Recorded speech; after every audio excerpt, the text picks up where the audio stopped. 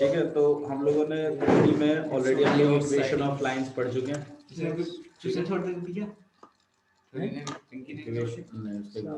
Equation of line, equation of line जो है एक पॉइंट से एक डायरेक्शन हम लोगों ने पढ़ा था। इक्वेशन ऑफ लाइन में हम लोगों को क्या चीज पता है कि भाई पॉइंट, एक तो लाइन पे तुम्हें पॉइंट चाहिए और एक डायरेक्शन चाहिए, एक दो पॉइंट भी चाहिए। अच्छा जी, इसको हमने दो तरीके के क्वेश्चन में पढ़ा है। पहला, लाइन पे तुम्हें एक पॉइंट पता है और तुम्हें एक ऐसा वेक्टर पता है जो कि पैरेलल है। तो इस बी वेक्टर का आपके पास आर वेक्टर फॉर्मेट रहता था, ठीक है, ए आई प्लस बी जे और प्लस सी के, ठीक है। तो आप इस लाइन की इक्वेशन कैसे बनाते थे? R vector is equal to a vector plus में लैम्डा बी वेक्टर। अच्छा, ये लैम्डा बी वेक्टर क्यों लिखा है? लैम्डा बी वेक्टर भाई लैम्डा बी वेक्टर यहाँ पर इसलिए लिखा गया है क्योंकि आपकी लाइन इस वाले वेक्टर के पैरेलल है। मैंने बताया था ना, दो वेक्टर अगर पैरेलल है तो भाई ए वेक्टर इक्वल टू में लैम्डा ऑफ बी वेक्टर होगा। इसका मतलब है कि दोनों वेक्टर आपस में कैसे हैं? पैरेलल है। अब ये मैं क्वेश्चन ये देखिए, हाँ, वेक्टर में जो पैरेलल होते हैं वही कोलिनियर होते हैं। लाइनों में कोलिनियर के लिए आपको कॉमन पॉइंट पे दिखाना पड़ेगा। मतलब अगर ऐसे प्रूफ हो गया तो कोलिनियर भी है। हाँ, वेक्टर्स के केस में, हाँ वेक्टर्स के केस बिल्कुल। और एक अगले में 2 पॉइंट दे रखे थे। चलिए ठीक है, ये बात समझ में आई आपको? यस। अच्छा जी, ये आपको मैंने ये बताया था कि इक्वेशन ऑफ लाइन दो फॉर्म्स में लिखी जाती है, एक वेक्टर है और एक आपके पास क्या है? Cartesian form. हाँ, है ना? यस। अच्छा जी, वेक्टर फॉर्म में क्या रहता है आपके पास? R vector equal to a vector plus में लैम्डा बी वेक्टर। अच्छा मुझे एक बात बताओ, ये ए वेक्टर क्या होता है भाई? जो पॉइंट्स के ये पॉइंट जो लाइन पर जो पॉइंट आ रहा है उसका पोजीशन वेक्टर होता है, ए वेक्टर, ठीक है। और बी वेक्टर वो जो पैरेलल है, जो डायरेक्शन दे रहा है उस लाइन को, वो बी वेक्टर है। यस, ठीक है। लैम्डा बी वेक्टर इसलिए बोलते हैं क्योंकि वो लाइन उस वेक्टर के पैरेलल है। ठीक है, नहीं आ रहा समझ में? आ गया। ओके, कार्टेशियन फॉर्म कैसे बनाते हैं? उसी को एक्सपेंड कर देते हैं। x माइनस में x1 आपको याद भी रखनी है, upon a expansion x2 minus x1 वो आगे ना हर बार डिराइव नहीं करेंगे। पैटर्न याद रखिए, बार-बार पढ़ेंगे तो आपको अपने आप याद हो जाएगा। x minus x1 upon a is equal to y y minus y1 upon b z minus z1 upon c। abc यहाँ है डिफरेंस। अब आप मुझे बताइए a b और c क्या है? differential equation ratio differential ratio direction ratio. हाँ, डायरेक्शन रेशियो और लाइन के दो बी वेक्टर भाई जो वो दे रहा डायरेक्शन जो डायरेक्शन दे रहा हो बाकी डायरेक्शन रेशियोज हैं ये a b c। ओके, दो लाइन की 2 पॉइंट के बीच की क्या है वो करेंगे वो ये टाइप 1 है, ये टाइप 1 फॉर्म है ना हमारे पास। हां ये। अच्छा जी, सेकंड टाइप में क्या होता था? आपको लाइन पर अगर दो पॉइंट बताएं, ठीक है, एक पॉइंट आपके पास x1 y1 z1, एक पॉइंट आपके पास x2 y2 और z2। अगर आपको ऐसा भी पता है, ठीक है, तो हम इस लाइन की वेक्टर फॉर्म लिखते थे क्या? r vector is equal to x minus x1 हाँ, बता वेक्टर फॉर्म में बता x minus x1 upon x2 minus x1 वही तो माइनस ये रोते नहीं सको रुक जा a vector plus lambda b vector minus a vector b minus a। पढ़ के आ रहे हैं, ये बुरी शक्ल इनकी। ये वेक्टर फॉर्म है, ये क्या है आपके पास? वेक्टर फॉर्म है। कब? जब लाइन पे तुम्हें कितने पॉइंट जब हमें 2 पॉइंट दे रखा हो तब ऐसे लिखते हैं। अब मुझे एक बात बताओ, इसमें a वेक्टर क्या है? इसमें a वेक्टर बता भाई। अब आर्यन a वेक्टर क्या है? भैया उसके पॉइंट का a का ही पोजीशन वेक्टर है। a वेक्टर ये चले ए यार, तुम पढ़ के ही ना हो यार, मालूम में गुस्सा बता तो रहा हूँ, तेरे अलावा कोई ना बता रहा है यहाँ पर। हम तो पूछते हैं यू ना पढ़ गया यू भी कुछ ना बताया, यू भी कुछ ना बता रहा और यू तो बता भी नहीं, ये तो बाब रहा हूँ। अब तुम कहोगे 3D समझ में ही नहीं आ रही। अब बता भाई आर्यन, क्या है ए वेक्टर इसमें?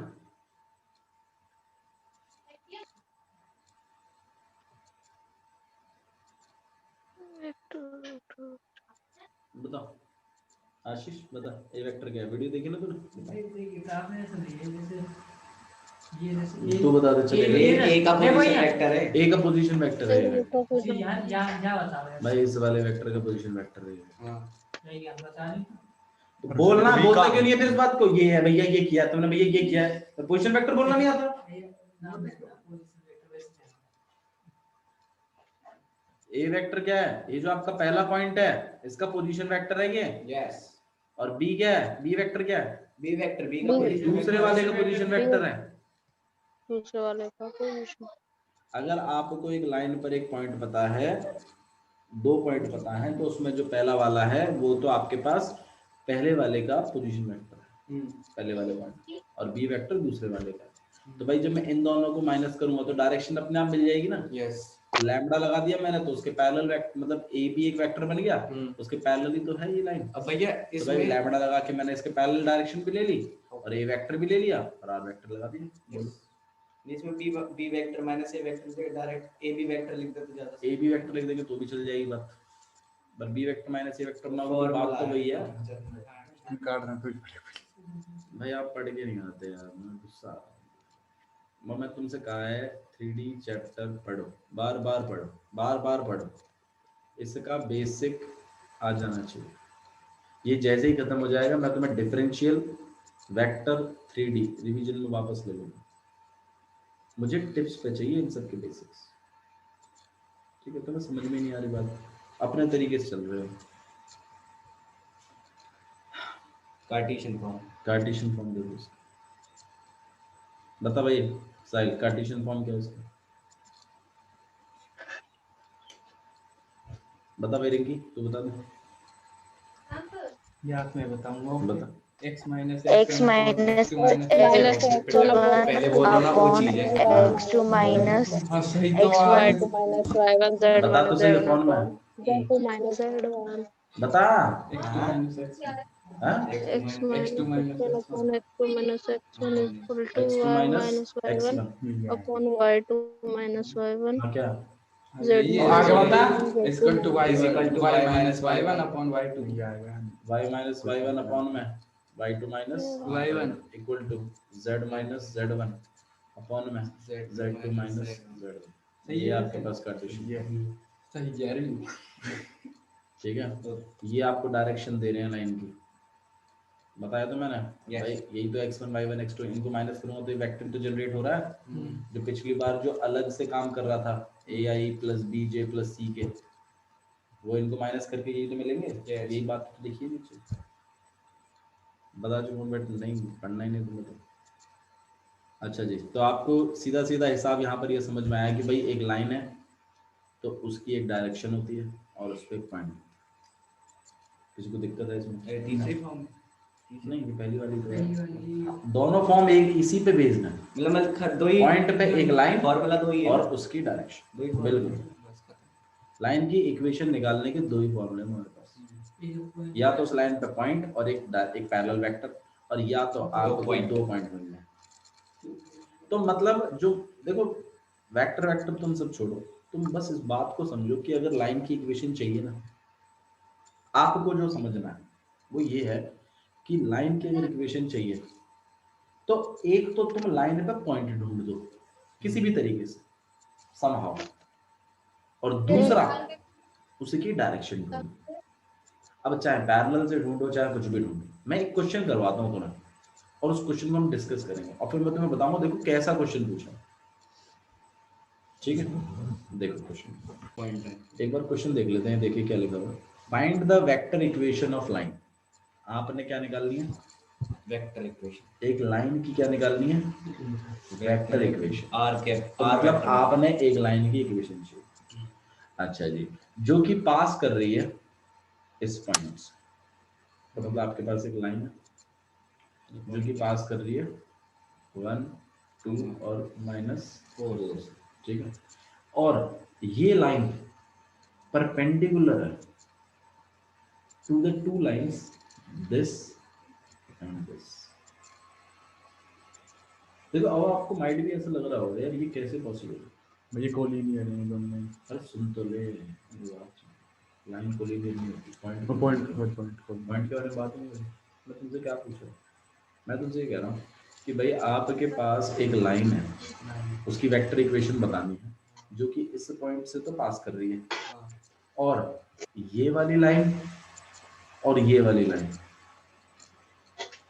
इनसे इसी परपेंडिकुलर लाइन है। के इसी लाइन के परपेंडिकुलर है, ये दोनों लाइन जो नीचे बनी है। अब तुम बताओ, अब तुम्हारे माइंड में ये बात आ रही होगी ऐसा तो भैया ने कुछ कराया नहीं, आ रहा है ना, आ रहा है।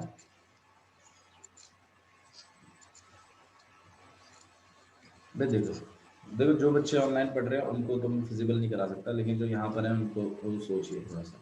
आप सबके पास देखो टेबल होगी है ना, उस टेबल पे दो लाइनें रख लो, मतलब दो पेन निकाल के रख लो, ठीक है, ऐसे रख लो। ये पिंक जो मतलब पहला वाला पेन है ये हमारी ये वाली लाइन है, और जो दूसरा वाला पेन है वो ये वाली लाइन है, दोनों पेनों को रख लो, और तुम एक तीसरा पेन लो जो खड़ा है इस तरीके से, ऐसा कुछ करो। तो ये वाला जो लाइन है ये इस लाइन और इस लाइन के परपेंडिकुलर है। कुछ गलत तो नहीं किया ना? नहीं किया। अब तुम्हें ये वाली लाइन निकालनी है, इस लाइन की इक्वेशन पूछ रहा है, जो पेन खड़ा है ना इसकी इक्वेशन पूछ रहा है, जो दो टेबल पे रखी है ये खड़ा वाला लाइन इन दोनों लाइनों के परपेंडिकुलर है मुझे, और ये लाइन इस वाले पॉइंट से पास भी कर रही है 1, 2, -4, तो तुम मुझे इस लाइन की इक्वेशन निकाल दो, कैसे निकाल दो? अब सोचो, अगर तुमने वाकई में अच्छे से पढ़ाई करी है तो तुम बता दो, और तुमने कुछ नहीं पढ़ा तो तुम नहीं बताओ, पूरा पुराना कॉन्सेप्ट है इसमें। लाइन की इक्वेशन निकालने के लिए चाहिए क्या? cos अल्फा cos स्लोप की बात नहीं है, लाइन की इक्वेशन निकालने के लिए चाहिए क्या? लाइन की इक्वेशन निकालने के लिए क्या चाहिए? एक पॉइंट चाहिए, पॉइंट डायरेक्शन। या 2 पॉइंट चाहिए। सही है, मतलब पॉइंट और डायरेक्शन, ये 2 पॉइंट से भी डायरेक्शन निकल जाती है वो बात अलग है, लेकिन एक पॉइंट और एक डायरेक्शन चाहिए। सही है, पॉइंट तुम्हें दिया हुआ है, डायरेक्शन डायरेक्शन की रिक्वायरमेंट है। अब तुम मुझे बात बताओ खुद, इसकी डायरेक्शन कैसे निकालोगे?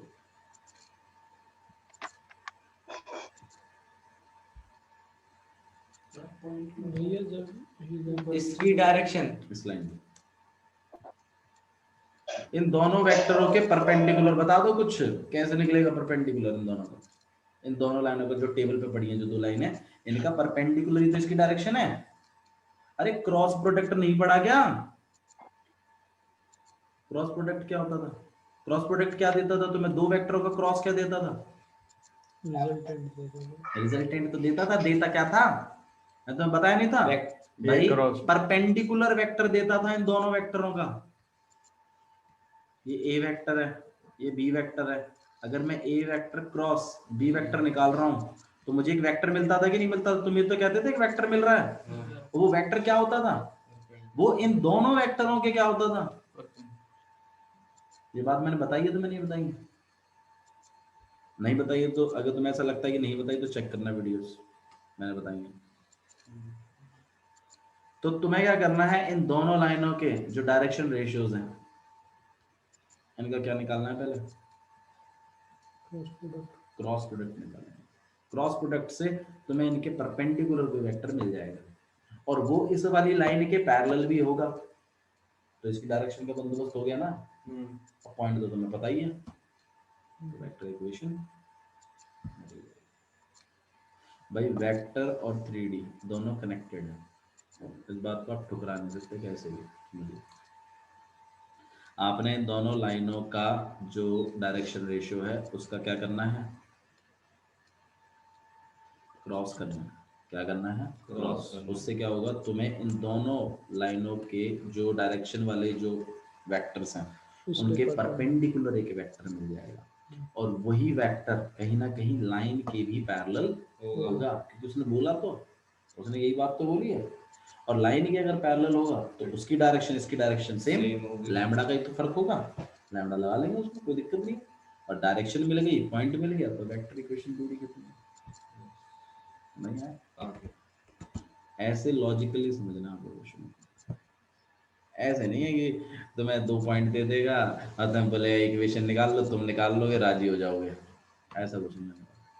तुम्हें डायरेक्टली नहीं देगा कुछ बात, जो तुमने पढ़ा है ना उसको यूज करते हुए,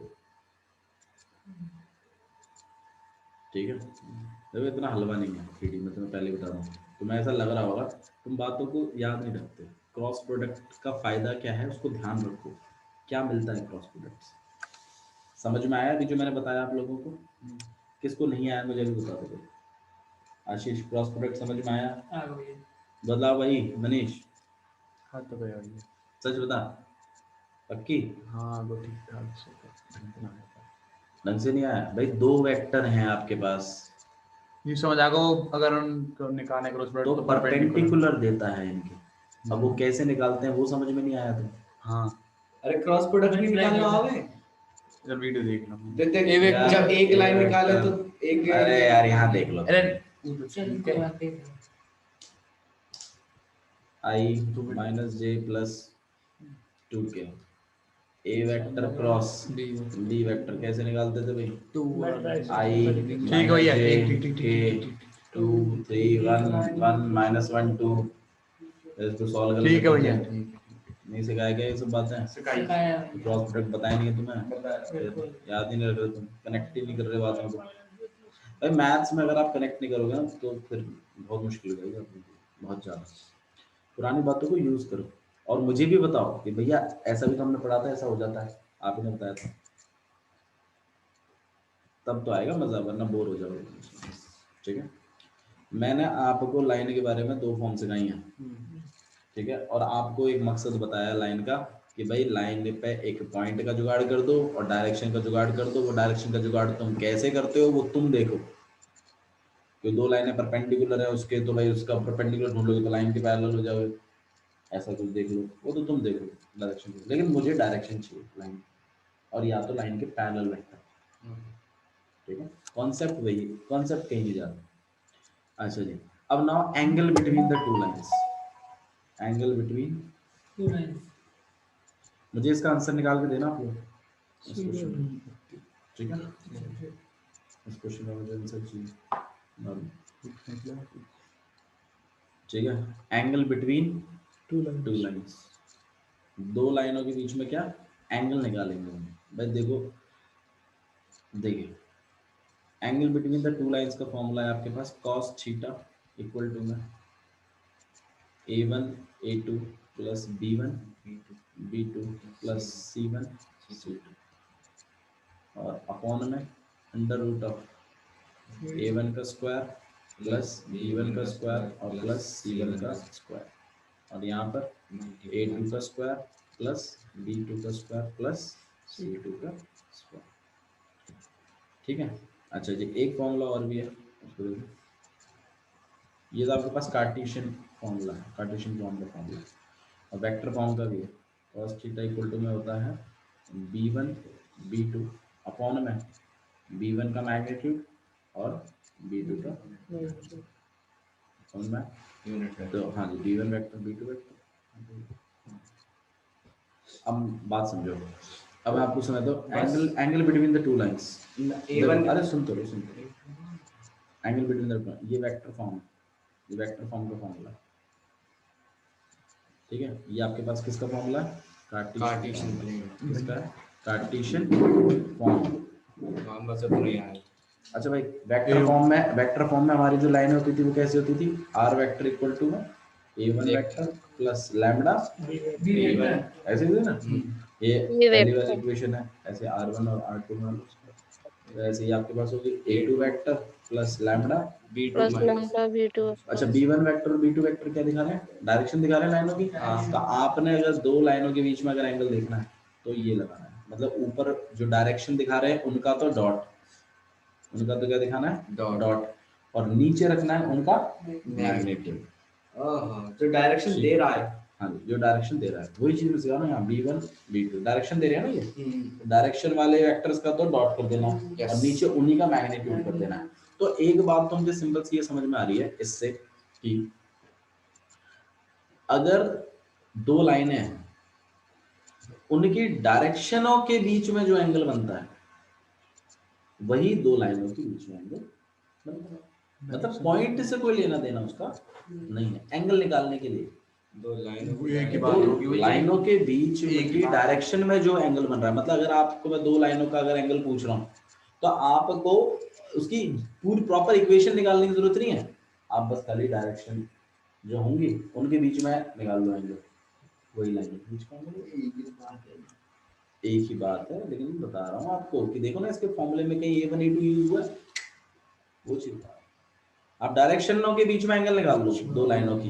भाई यार ये एक लाइन है, ठीक है, आपके पास यहाँ एक लाइन जा रही होगी तो भाई इसकी डायरेक्शन कुछ होगी, अच्छा पॉइंट भी होगा, होगा ना, पॉइंट से मुझे कोई मतलब नहीं, डायरेक्शनों का यूज हुआ, देखो ना तुम खुद देखो बी वेक्टर यस दूसरी लाइन होगी उसकी भी डायरेक्शन होगी तो अगर आप इनके बीच में अगर एंगल निकाल दें तो ही इन दो लाइनों के बीच में एंगल निकल कर आ जाएगा। फिर आप पूछोगे भैया यार ये क्या लिखा है, फिर ये क्या इतना बोर्ड भाई ये कार्टेशियन फॉर्म है, तुम्हारे पास जो इक्वेशन होगी वो कैसी होगी x माइनस x1 अपॉन में a, बस पहली वाली होगी y minus y1 upon b, z minus z1 upon c, put कर देंगे बस आ जाएगा b1 वैसे z माइनस z1 अपॉन में z1 upon c, और दूसरी वाली जो होगी उसमें होगा x2 अपॉन में a2 y x2 minus y2 upon में b2 और भाई z minus minus z2 upon c2। तो भाई इनकी जो cos थीटा है वो तो तुम खुद ही देख लो, A1 A2 मतलब ये तो है, डायरेक्शनों के बीच में तो बात हो रही है, ये cos थीटा खाली इसलिए आया ना क्योंकि डॉट आ रहा है, हाँ है ना तो साइन। ठीक है, समझ में आ रहा है? तो आपने इनके डायरेक्शनों को देख देख के सब पुट कर देंगे।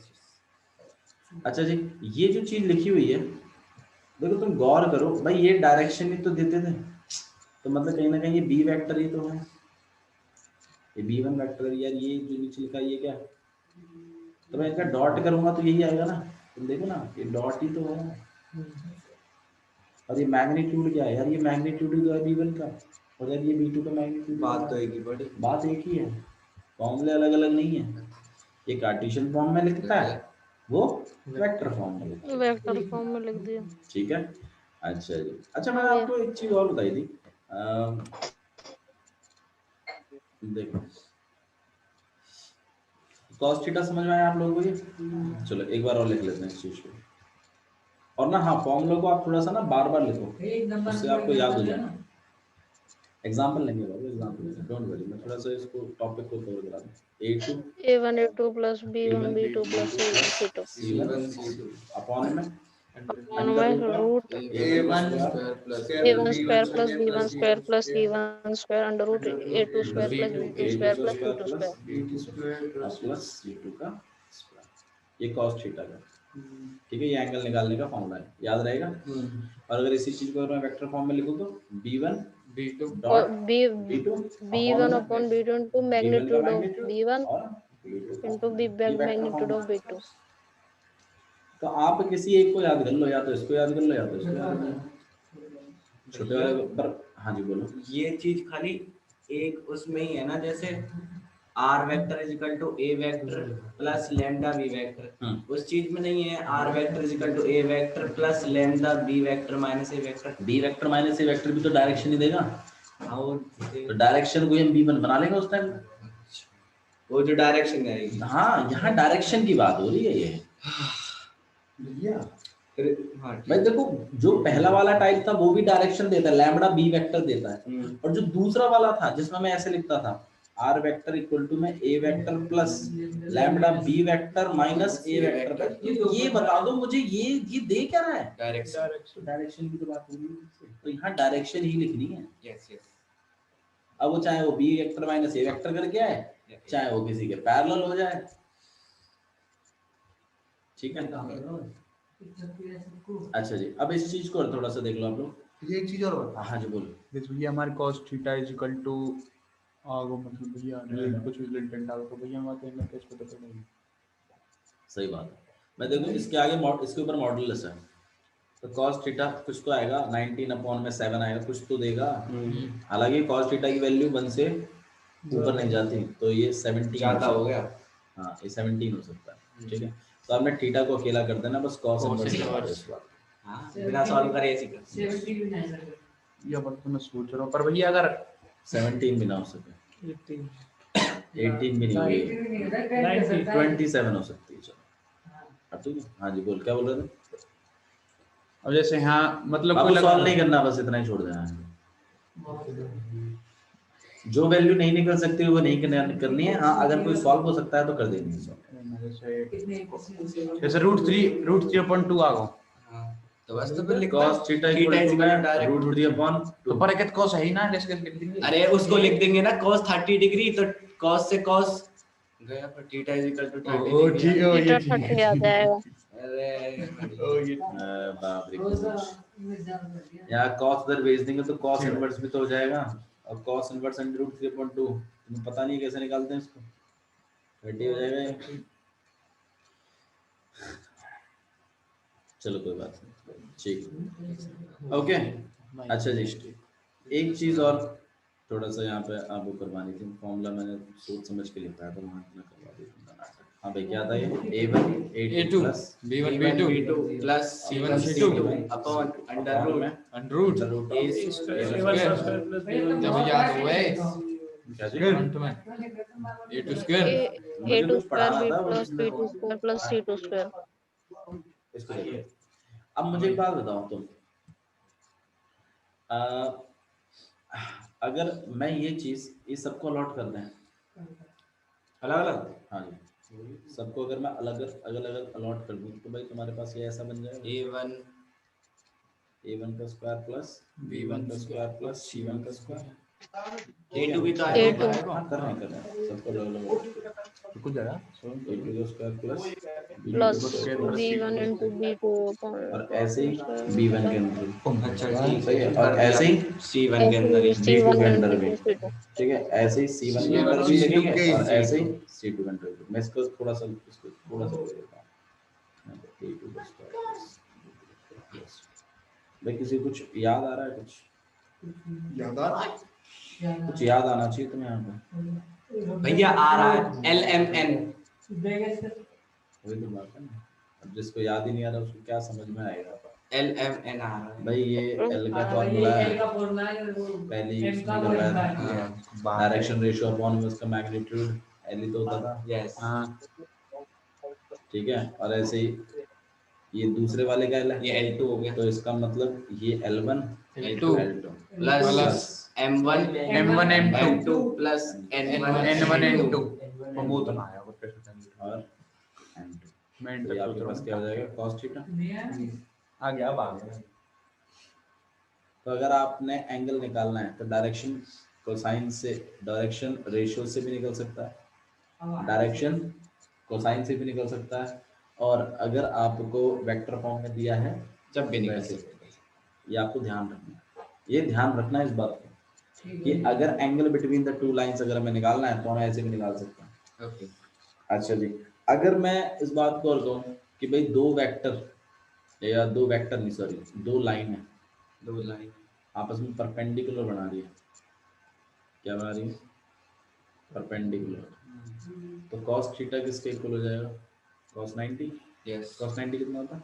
91 cos 90 0। हाँ, तो इसका मतलब L1 L2 plus M1 M2 plus N1 equal to 0। N2 अगर इक्वल 0 हो जाए तो इसका मतलब लाइनें कैसी हैं? परपेंडिकुलर। परपेंडिकुलर। किसी चीज में पूछ लिया आपको कि दो लाइनें पैरेलल कब होती हैं, अब परपेंडिकुलर कब होंगी, तो आपने कुछ नहीं डायरेक्ट हाँ क्या वो भी तो होता था L1 plus L2 plus L3 equal to 0 L1 plus L2 कभी नहीं होता था, दो लाइनें परपेंडिकुलर तो दोनों के डायरेक्शन कोसाइंस का डॉट प्रोडक्ट 0 होता था। And now L plus M plus N square equal to 0 ठीक है, ये समझ में आया आप लोगों को? ठीक है हाँ जी, और सुनो L2 is equal to 0 करना पड़ता है। क्या जी? L1 L2 equal to 0. L1 L2 0 L1 L2 is equal to 0 L1 L2 multiply में हाँ इक्वल टू 0। इसका मतलब है कि इन दोनों का जो मल्टीप्लाई है वो 0 के बराबर है।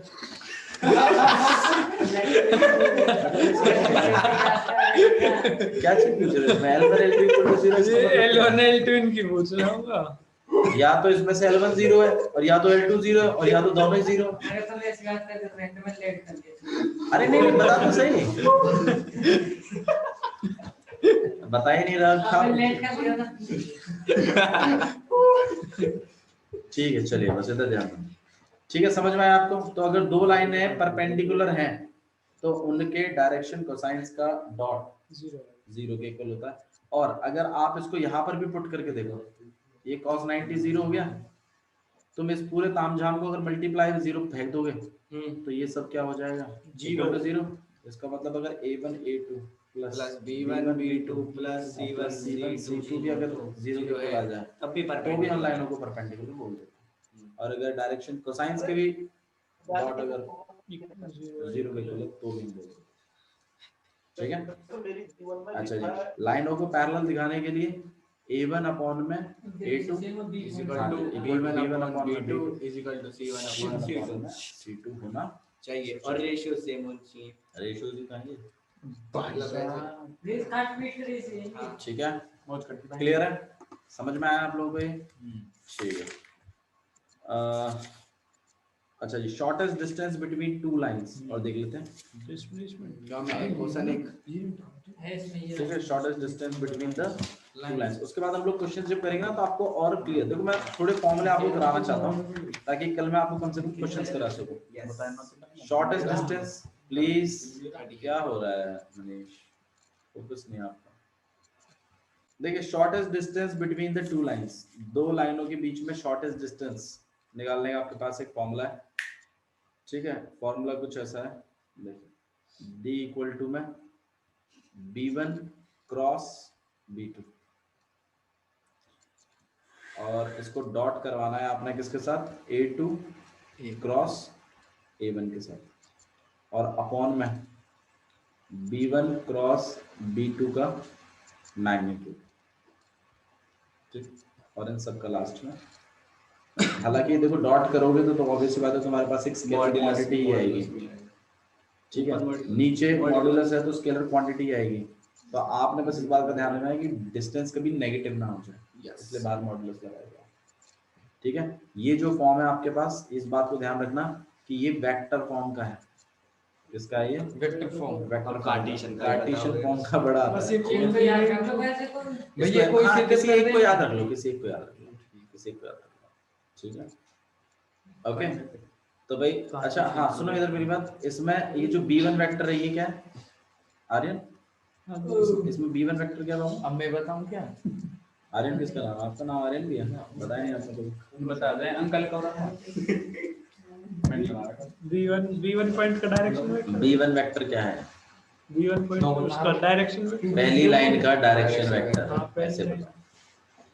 b2 वेक्टर क्या है? दूसरी लाइन का डायरेक्शन। a2 वेक्टर क्या है? पहली लाइन, दूसरी लाइन का जो वो पॉइंट था ना, दूसरी लाइन के दूसरी लाइन का पोजीशन पॉइंट आ रहा है, पॉइंट उसका पोजीशन वेक्टर है ये। और a1 क्या है? पहली लाइन के पहली लाइन का जो पॉइंट आ रहा है उसका पोजीशन वेक्टर। शांत हो जाए। ठीक है, बाकी सब तो आपको बताइए। b1 b2 वापस रिपीट हो गया। तो मतलब ये फॉर्मूले में पता होना चाहिए कौन क्या है, ताकि आप जब यूज करो तो उनको लिख सको कि भाई ये चीज है, ये चीज है। ये बात है यहाँ ऐसे भाई कटना सके आपस में। बाबू वो नॉर्मल क्रॉस है, यहाँ पे क्रॉस का मैग्नीट्यूड है, यहाँ वो पूरे का मैग्नीट्यूड है। ओके, वो ब्रैकेट मैंने इसके क्रॉस को इसके साथ पे डॉट करवा देना। Okay bro, I haven't seen it. ये है फॉर्मूला। मतलब पहले इसका क्रॉस प्रोडक्ट, पहले इसका क्रॉस प्रोडक्ट, फिर इसका क्रॉस प्रोडक्ट, फिर दोनों का जो वेक्टर आएगा उसका डॉट प्रोडक्ट। ऑब्वियस बात है, एक स्केलर क्वांटिटी आ जाएगी। नीचे में क्रॉस करना है और उसका मैग्नीट्यूड कैलकुलेट करवाना है। कितने नंबर क्वेश्चन आएगा? 3 नंबर के ये 2.5 नंबर में आएगा आपका। भाई तू एसएनडी को होएगा तू? हाँ देखो देखो क्वेश्चन पहले कार्टेशियन प्लेन वाला फॉर्मूला, कार्टेशियन प्लेन वाला देखो। इधर देखिए, ध्यान दे लो बाबू प्लीज, कोई बात नहीं तो ध्यान दे। x2 माइनस x1 और y2 माइनस y1 और z2 माइनस z1 और यहाँ पर a1 b1 और c1 और इसी तरीके से a2 b2 और c2। ये मैट्रिसेस बनेगी आपके पास, डिटरमिनेंट बनेगा एक। इसको सॉल्व करना है आपने। अपॉन में भी आके कुछ b1 c2 minus b2 c1 इसका square plus c1 a2 minus c2 a1 इसका स्क्वायर और plus a1 b2 minus a2 b1। Vector वाला बढ़िया। अरे नहीं यार, एक पैटर्न है इसका, तो पैटर्न का एनालिसिस ही नहीं कर रहे आप। Just keep quiet. ये क्लियर है? यस, समझ में आया? तो ये कार्टेशियन प्लेन का आपके पास फॉर्मूला है। ये मतलब वेक्टर याद करना है, distance shortest distance between the two lines. जैसे मान लो एक लाइन ऐसे जा रही है और एक लाइन आपके पास ऐसे जा रही है इस तरीके से कुछ, तो इनके बीच में जो शॉर्टेस्ट डिस्टेंस पड़ेगा वो निकालने का फॉर्मूला।